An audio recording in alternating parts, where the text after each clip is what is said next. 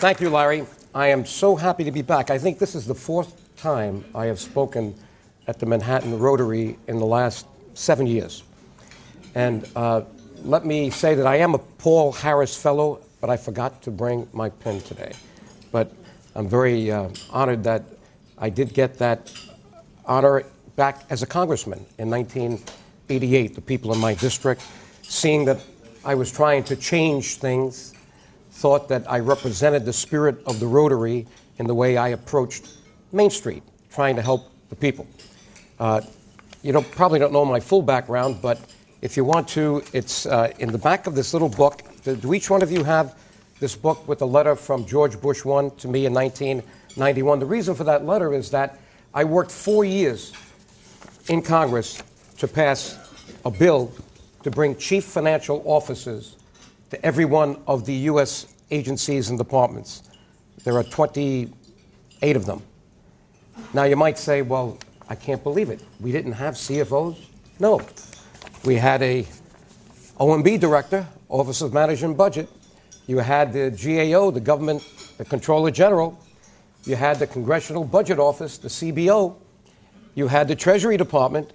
But believe it or not, as soon as I hit Congress, as the first practicing certified public accountant ever elected to the U.S. Congress, House or Senate, the first thing I noticed is that the numbers were meaningless. Numbers were being just shoveled around, and people were being kind of seduced into thinking that there was accountability. But I realized there's a big difference between bookkeeping and real accounting that CPAs bring to bear. Bookkeeping is just putting numbers on a page or in a register, adding them up, and giving them without even checking them. A CPA has to make sense of those numbers. That's called financial management. What do these numbers mean? How should they be presented? How should these numbers get funneled into the management process in government? Do we have audits to make sure that these numbers are accurate? That's what a chief financial officer does. That's what a certified public accountant does. And you'll see after 4 years, and I was a junior member of the minority party. Not easy to do this. I broke the door down, but unfortunately, I was a Republican elected in a very Democratic district. I was only able to hold it 2 terms when the governor redistricted me. That's what happens. Even when you try to do a good job, politics intervenes, and my district goes from Westchester into Queens. So I'm now forced to go to Queens in a district that obviously didn't know who I was. And even then, I almost won. I got 45%. But the point is, I didn't stop my work. That's why I started Truth in Government, because I felt this work was too important. And here is George Bush I sending me a letter saying, Joe, and dear Joe, why dear Joe? Well, he campaigned with me as vice president with his wife Barbara because she was born in Rye, in my district. So they knocked door to door with me during my campaign, first one in 1984. So I got to know the family. But here he's signing my bill and saying, I'm so sorry you're not here, but I know what you did. So he signed that bill. So at least we know we have a chief financial officer now in every department and agency. But guess what they did? Typical Congress, they didn't implement the bill as I had written it. This was supposed to be an independent entity or group or commission, just like the Comptroller General, who has a 15-year term, cannot be fired. And it's not coterminous with the presidential election. The CFO, the big one, and the ones in each agency were supposed to not be political hacks. So instead of putting them in a separate commission, they put the chief financial officer under the Treasury Secretary. And I wrote an editorial that appeared in the Washington Post, Washington Times. That's like putting the fox in the chicken coop. You know what happens when you get up the next morning? There's no chickens. And in effect, we created, in effect, a conflict of interest because the Treasury Secretary has interests that are political, that are not the interests that a chief financial officer will be looking at who represents the people. What is the best analogy for this? It's the boards of the corporations representing the companies that you own stocks in. The management doesn't hire the accountants. It's the board of directors. In fact, they used to, but then we had a strict law coming in called Sarbanes-Oxley, and now you need independent directors. You certainly need independent directors in the CPA for the chairman of the audit committee. Well, these are the things we should bring to government. A little housekeeping before I go too much further. Last year, I guess it was the year before, Larry Parks reminded Shirley that we spoke about our work in the Balkans, human rights. Shirley and I just came back from Kosovo. I'd say it was in the summer, July, and she wrote an excellent report on what's going on there. But since the time we spoke, we now have a new state. Not easy to create a new state. I started that in 1985. And Shirley, when we met in 1993, she's a former publisher, we got together and we made this a cause célèbre as volunteers. And we started, just like Truth in Government, the Albanian American Foundation and the Albanian American Civic League. The proof is in the pudding. It's the first new state in 18 years. It's called Kosovo. That happened on February 17th. Unfortunately, Russia and Serbia are playing games, and they're preventing it from being recognized in the United Nations. So they're trying to marginalize the state. And as you know, if you can't have an economy, you are independent in name only. And without membership in the United Nations, money from the World Bank, so you can rebuild the infrastructure, create the electricity you need so people will invest in factories to create the jobs, you really can't have a good state. So we're working on that. But if any of you have an interest in that, Shirley's here. She'll give you her card. You give her your card, and she'll send you the report she wrote, Kosovo Adrift. I also wrote a report on what's going on in general with the Albanian people. If you like that, we could send that to you too. Shirley Cloyes. Thank you for coming, Shirley. Now, to get something else out of the way, yes, that is my daughter, Kara, who was named the 4th judge on American Idol. But don't ask me for tickets. I have nothing to do with that. A lot of people, now I'm going to be known as Kara's dad, no longer as former Congressman Joe DioGuardi. She is a songwriter. Now, where do we stand today? You have this booklet. Open it up to the middle folder, and you'll see the article I am most proud of.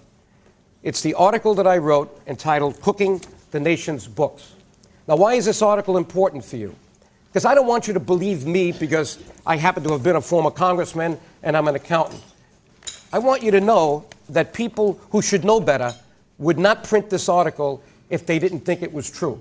Because this article is not by a political journal or a CPA journal. This article is by the National Law Journal, and they had to vet every word that I said. This goes to 30,000 attorneys, and they couldn't believe what I was saying. And let me tell you what I said in here. Not only are the books of the United States worse than Enron's, they are an illegal set of books. Now you might say, how could they be illegal? This is the U.S. government. It is illegal, but you haven't forced your Congress to implement a law that was passed in 1951 for the first time and 1955 for the second time. The first Hoover Commission, signed by Truman, mandated the accrual basis of accounting, the one that the SEC imposes on publicly traded companies. So you are not defrauded as a shareholder. It didn't happen. They had a second Hoover Commission, 1955. Read it. The public law is cited. And Eisenhower signed it and gave the Congress 5 years to implement the right accounting system called the accrual basis, generally accepted accounting principles. They still haven't done it. Now, doesn't that get you mad? It should. Because what I'm about to tell you, you think the problems are on Wall Street? All right, let's go to the numbers. The national debt of the United States of America, as publicized before the bailout, was $9.3 trillion. That's with a T. With the bailout, as you know, 700, and guess what? They added another 120, 150 of sweeteners called earmarks, the pork, because some members had to be incented to vote for the bill. Now, isn't that crazy? At a time when America is bleeding, somebody had the nerve to add pork. That is somebody that either is delusional or has a very, very safe seat. One or the other. Because to me, it's incredible that anybody in these times would add anything to that amount, which, by the way, has to be borrowed. We don't have that money. It's probably going to be borrowed from the Chinese. And if not the Chinese, it's probably going to be printed. And if it's printed, what happens? Ask Larry Parks. Inflation. Okay? So we have a lot of problems going on. But in any case, the real debt right now on a cash basis is 10 point something trillion. But that's not the real problem. The real problem is that since we're not on the accrual basis and we're on the cash basis, and let me give you accounting 101. The cash basis is the system you use to balance your checkbook. When you write a check, you say, I have an expense. I can deduct it for tax purposes. The accrual basis says it's not necessary for you to write a check to have an expense. If you are obligated to pay something and that liability is fixed and determinable, that has to be put on your books now, even though you didn't spend the money. And on the other hand, if you have a right to receive something, an account receivable, even though you didn't get the cash, that's income. That's the way corporate America keeps its books. And that's the way the U.S. government should be keeping its books. Why? Because that's the system that government imposes on you. Why the double standard? If the Securities and Exchange Commission imposes that system, and it had the Sarbanes-Oxley law to really put teeth in it, on corporations to protect shareholders, why aren't we using the same system to protect taxpayers? Can anybody tell me? No, you can't. But yet we're sitting here saying, how could this happen? Now, let me give you the really bad news. The really bad news is that if you add up the liabilities for many things, student loans, you name it, mortgages, of course, in Fannie Mae and Freddie Mac. What about Medicare? What about Social Security? Just for Medicare and Social Security and military pensions, the unfunded means we don't have the cash. But worse than that, unrecorded. We haven't put it on the books as a liability. It's $53 trillion. That's with a T. Now, if you don't believe me, go get the issue of the Times 3 weeks ago. Pete Peterson, billionaire, started a foundation, the Pete Peterson Foundation. He hired away the most important person we had in the government, a former partner of mine, David Walker. He was the Comptroller General. He had another 5 years to go on his term. You can imagine what he got paid. He left. He's with Pete Peterson to do exactly what I'm here telling you. That's what they got to do. They took a 2-page ad out in Section A of the Times, both sides, and the first thing they said was that our Medicare and Social Security, unfunded, they didn't say unrecorded. They should have said that too, because nobody knows it. It's $53 trillion. That's a big, big number. And that's not all of it. Because if you look at government-sponsored enterprises, you've heard that name, GSE. Why did you hear that name? Fannie Mae and Freddie Mac. That's only 2 of them. There were 29 of them. The Farm Credit System, the Resolution Trust Corporation. Remember the S&L crisis? Another big one, the Pension Benefit Guarantee Corporation. When a company goes out of business, they then lay off their pension obligations on the Pension Benefit Guarantee Corporation, and I can tell you right now, if there was an audit, there's not enough money to cover the liabilities they've picked up, even though they have an insurance program. So I want you, if you read nothing else, please read the middle of this book, and you'll see in very simple language why Enron went under and why we have to worry about the United States of America. You know, the biggest problem with Enron was that it had off-the-book entities. They were called SPEs, Special Purpose Entities. Well, we have them in the federal government. They're called GSEs, Government-Sponsored Enterprises. And guess what they call them in New York State? Because New York State has a problem just as bad. Authorities, 600 of them off the books with pensions. Why do you think Schwarzenegger now is crying uncle like the banks? Do you think he just ran out of money? No. What's happening is revenues are going down, and they haven't funded the pensions, and he has to pay these pensions. Every one of these states are hiding their real pension obligation, just like the federal government. And now we have to worry about these municipal bonds to see if they're going to become subprime, because this stuff is not on the books. And in New York State, take the MTA, the biggest authority of all. Maybe not. You have the Power Authority, too. I forget which is bigger. Would you believe the deficit of the MTA does not get put on the books of Albany? So Patterson and the group doesn't really look at that.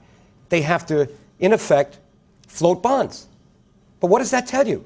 That tells you that they're adding to the debt just like a GSC would. What happens when the Pension Benefit Guaranty Corporation says, we're out of money, we need money? They float a bond. Full faith and credit of the United States of America, just like Fannie Mae and Freddie Mac. And I remember people telling me when I wrote the book, they were saying to me, and look at page 47, when I said, this is not just an implicit guarantee. People are buying these bonds because they think if something happens, the United States is going to be behind them. Ah, Joe, that'll never happen. There's going to be mortgages, collateral. Here it is. It's happened. Okay? So we got to start looking at everything. We're in uncharted waters.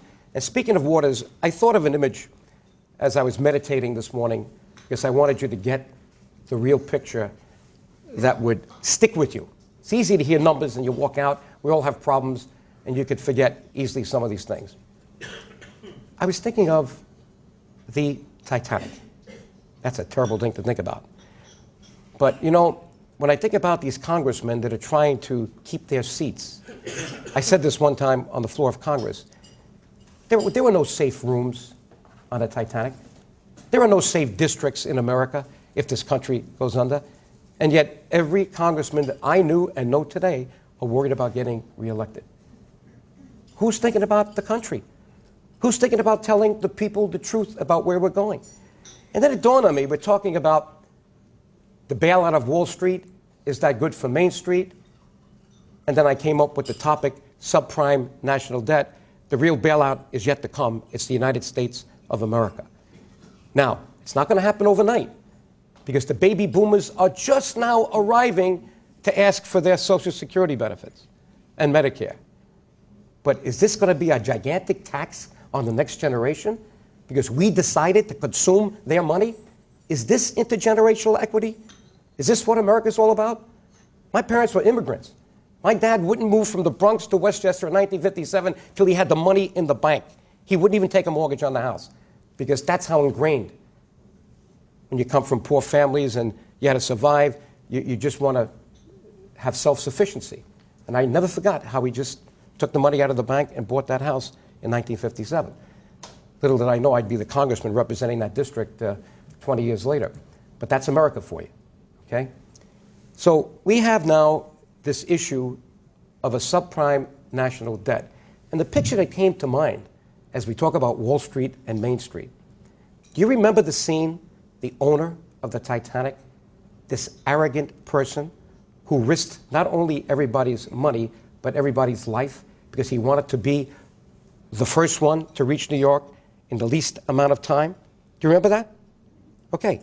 Wasn't that arrogance personified? Greed? Don't you think this is what happened on Wall Street? But think about what happened after that. This is the guy that jumped in a boat and pushed somebody off the boat. He's the arrogant one that, because he wants to make more money, obviously he wants to advertise, he's got the fastest ships so he can build more. Then when it came time to save the ladies and the children, he took the seat of somebody, hit his head, and went. Is that what is happening to Main Street today? Is Wall Street now pushing Main Street off the boat? Have we figured out, is this a bailout for Wall Street, or is this good for us? I still don't know. I'm an accountant. I don't know where they got $700 billion from. I don't know how that's going to be dispersed. I don't know what they're going to pay for these subprime mortgages. God forbid they pay face. Some people are going to get very rich. And I see where Mr. Giuliani already has set up another law firm, and Molinari is now joining it because they want to now get into the game of this. So, you know, it bothers me. One of the reasons I didn't become a paid lobbyist, I wanted to stick with this message, and I had to have the credibility to do that. Now, let me just go into a couple of other things. Going back to the debt. I don't know how we're going to deal with this massive debt. But if we're not honest with America to at least tell them what the dimensions of the debt are, we have actuaries who can certify what the real liability for Social Security is. Every corporation has to do it. Why are we afraid to hire an outside actuary to do it? See what happened in New York State a couple of months ago? The union hired an actuary and convinced the legislature that this was a legitimate actuary, and they wanted to change something, and the actuary said, it really doesn't cost anything. We found out it cost $200 million. but they accepted this phony actuary paid by the union, his determination on what that change would be. And we're doing a lot of that in Washington today. So I wanted to leave you with the message that's on this book. Why did I put on this book a credit card? Because as a congressman, I carried one. And it wasn't Visa or MasterCharge. Let me show it to you. Let me show it to you. I probably did this a few years ago, and if you remember it, here it is. Has my picture on it. You know what this is? Anybody tell me what this is? This is a congressman's voting card. A congressman votes. At the end of a row of seats, there's a computer terminal. You put this in, you press green. By your light, yes, a green light goes up. If you press no, a red light. Present, an orange light. I realized when I was putting this in that this was the card creating the deficits and raising the national debt. So I call this, in chapter 1 of my book, the most expensive credit card in the world, a congressman's voting card. And here on the front cover of the book is a version of the congressional credit line card. Credit line, unlimited. Expiration date, never. Bill to future generations. Now, if you want to have some fun, look at the letters in the appendix of this book, because I wrote Ronald Reagan a letter saying, everybody's saying that you are the biggest deficit spender of all time, but I figured out something here. And my partners at Arthur Anderson did the calculations, and I took the 4 years of Carter and your first 4 years, Mr. President, and by the way, this was published in the Wall Street Journal, and you're not the biggest deficit spender. It's Carter. Well, how could that be? Well, it is because we don't have a capital budget in the United States of America. So everything we spend on assets gets added to the deficit. It doesn't get put on the books as an asset and depreciated and allocated properly over generational use and paid over the generations that are using it. Every corporation has to do that. So I sent that in to the president, and lo and behold, it goes to Baker. You remember he became his chief of staff. And one day I'm on the floor of Congress, and who comes up to me? Dick Cheney. And you're going to see my letter to Dick Cheney in the back, 1987. He says, Joe, you know, they're very interested in what you said, but they don't really understand the difference between the accounting system that we're using and the one that... So I had to do 4 pages, Accounting 101, to go through the major items that affect the difference between government accounting and the cash basis that they were using. And then when I gave them a good answer, you'll see the OMB director, a CPA, a good man, Jim Miller, sending me another letter, 3 pages, and then ending, Joe, you know, as a practical matter, we can't do what you're saying. It'll make the deficit look bigger. I says, Jim, it's already bigger. You're papering over it. And that's exactly what they're doing in Washington all the time, papering over it. So I hope you will read this book. There are 8 exciting chapter titles. The one on Social Security is Congressional Child Abuse, Send the Kids the Bill. I call it the biggest Ponzi scheme in the world. We're taking it from one generation and giving it to the other. Unfortunately, we're taking it from the future and spending it now. I don't know how we're going to get the money to really pay for it. But with that, I want to also, in front of you, do you have the Association for Government Accountants? Was that handed out? Yes. Okay, read that. I was put in charge of a commission in 1993 by the major group in Washington and the U.S. for government accounting. It's called the Association of Government Accountants, because I was complaining so loud, they said, what can we do? I said, you can appoint a Blue Ribbon Commission and put me as chairman. And I'll get good people from around America, controllers from the various states, and we'll give you the answers as to what we have to do in Washington. There it is. Read it. 4 pages. None of it has been implemented since 1993. Congressmen have gotten it. They probably just threw it away, figuring nobody's going to pay attention to this. And that's the issue. Can we become a constituency for this change? I'm giving this to you because I'd like you to send it to your congressman and your 2 senators if you're from New York State. If you're not from New York State and you're in America, please send it to your representatives with a note saying, I heard this guy, Joe DioGuardi, he says he's a former congressman and a CPA, and what he said made sense. And by the way, here's the commission he headed, and why haven't you adopted any of these? And does this mean we're going to have another bailout? Maybe Washington this time? So I think it's important that you get that message across, and I think that's what the Rotary is all about, you know, to get change. And that's why I'm here. Thank you very much. Great.